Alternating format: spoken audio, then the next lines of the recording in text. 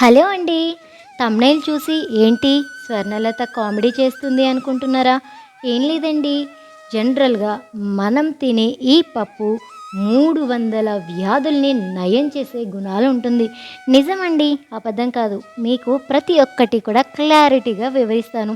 దీనికోసం మీరు చేయాల్సిందల్లా వీడియోని స్కిప్ చేయకుండా చూడండి. అలాగే వీడియోని లైక్ చేయండి. మన ఛానల్‌ని సబ్స్క్రైబ్ చేసుకోండి. రెసిపీ కంప్లీట్‌గా చూసిన తర్వాత ఎలా అనిపించింది అన్నది మీరు ట్రై చేసి కామెంట్ చేయడం మాత్రం అస్సలు మర్చిపోవద్దు. సో ఎంతో టేస్టీ అండ్ హెల్దీ అయిన ఈ పప్పును ఎలా ప్రిపేర్ చేసుకోవాలి అని చూస్తున్నారా? చెప్పేస్తానండి. ఇదిగో చూస్తున్నారా? ఏంటో ఆపరేషన్ చేసేస్తున్నాను కదా. ఒక బట్టలో ఏదో చక్కగా చుట్టేసి ఏం చేస్తున్నాను అనుకుంటున్నారా? మునగాకండి. నేను శ్రీకర్ని స్కూల్ నుంచి తీసుకొస్తూ ఉన్నప్పుడు ఒకచోట చెట్టును కొట్టి పడేశారు.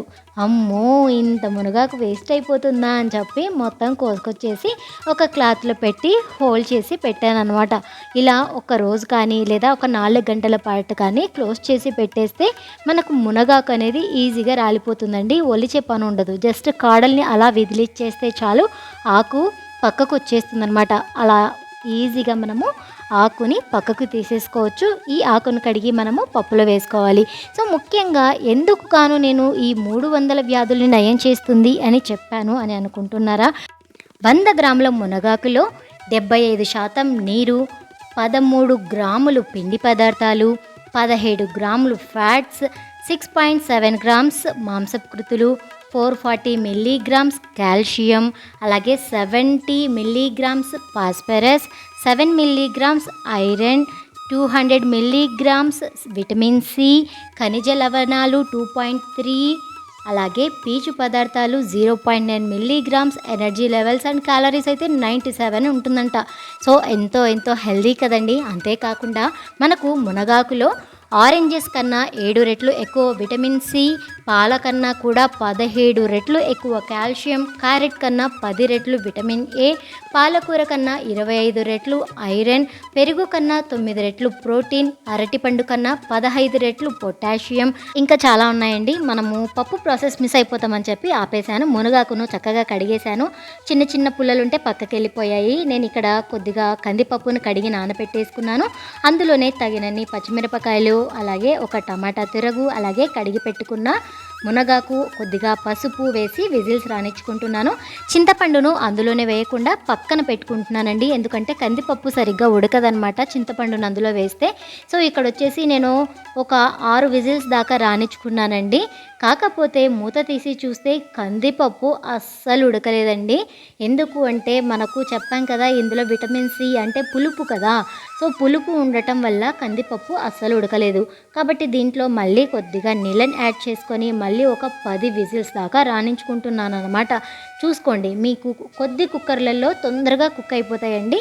సో మీకు ఎన్ని విజిల్స్ వస్తే ఉడుకుతుంది అన్నది మీకు అర్థమవుతే అన్ని విజిల్స్ రాణించుకోండి. ఇప్పుడైతే స్టవ్ పైన కొద్దిగా ఆయిల్ని వేడి చేసుకొని అందులో ఆవాలు, జీలకర్ర, మినప్పప్పు, శనగపప్పు, సన్నగా కట్ చేసిన ఉల్లి తరుగు, అలాగే ఒక ఎండుమిరపకాయ, సన్నగా కట్ చేసి పెట్టుకున్న వెల్లుల్లి రెబ్బలు, ఇవన్నీ వేసుకొని పోపు వేసుకుంటున్నానండి. వెల్లుల్లి రెబ్బలు అంత సన్నగా కట్ చేస్తేనే మా ఇంట్లో ఎవరికి కనిపించవన్నమాట. పప్పుతో పాటు తినేస్తారు. పెద్దగా వేసాననుకోండి చక్కగా తీసి అటు పక్కకి వేస్తారనమాట. అందుకోసం అంత సన్నగా కట్ చేసి పెట్టుకున్నాను అనమాట. సో ఇలా లో ఫ్లేమ్లో చక్కగా పోపును వేయించుకోండి. ఆ తర్వాత మొత్తం వేగిపోయాక కొద్దిగా ఇంగువను వేసుకొని కలుపుకొని అన్నీ మగ్గిన తర్వాత ఆఫ్ చేసుకోండి. కరివేపాకు వేయట్లేదు, ఎందుకంటే అసలే ఆకుకూర పప్పు కదా, మా ఇంట్లో దాన్ని వెతకడానికే టైం వేస్ట్ చేస్తారనమాట. అందుకోసం కరివేపాకుని ఇక్కడ స్కిప్ చేశాను. మీరు కావాలి అంటే వేసుకోవచ్చు. సో ఆల్మోస్ట్ దగ్గర ఒక 20 విజిల్ రానిచ్చిన తర్వాత మనకు పప్పు అనేది కొంచెంగా ఉడికిందండి. దాంట్లో నేను ఆల్రెడీ మనం నానబెట్టుకున్న చింతపండును, రుచికి సరిపడా ఉప్పును వేసుకొని పప్పు గుత్తి పెట్టేసుకొని చక్కగా మెదుపుకుంటున్నానండి. చూడండి, ఇలా మెదుపుకున్న తర్వాత మనం ముందే సిద్ధం చేసుకున్నాం కదండి, తిరగవాత అంటాం మేము. ఆ తిరగవాతను కూడా ఇందులో వేసుకొని చక్కగా ఒకసారి కలిపేసుకొని, కొద్దిగా నీళ్లు తక్కువ ఉన్నాయనిపించిందండి. సో మళ్ళీ కొద్దిగా నీళ్ళని యాడ్ చేసి ఈ చింతపండు, ఉప్పు, తిరగవాత అంతా పట్టడం కోసం ఒక్క ఉడికించి ఆ తర్వాత బౌల్లోకి తీసి సర్వ్ చేసేసాను అనమాట. చాలా టేస్టీగా ఉందండి. తప్పకుండా ట్రై చేయండి. మీకు ఇందాక సగమే చెప్పి ఆపేశాను కదా, మనకు పెరుగు కన్నా 9 రెట్లు ప్రోటీన్ ఎక్కువ ఉంటుంది, అరటిపండు కన్నా 15 రెట్లు పొటాషియం ఉంటుంది అని చెప్పాను కదా. వాటితో పాటు vitamin A, B6, B12, proteins, magnesium, calcium, vitamin C, iron ఇలా చాలా ఉంటాయండి. మినరల్స్, యాంటీ ఆక్సిడెంట్స్ కూడా చాలా ఎక్కువగా ఉంటాయి.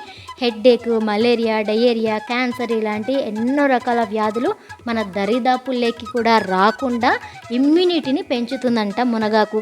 కాబట్టి తప్పకుండా వారంలో ఒక్కసారైనా సరే ఇలా మునగాకు పప్పును లేదా పచ్చడి, ఫ్రై ఏదైనా సరే మునగాకు తీసుకోవడానికి ట్రై చేయండి. Thank you.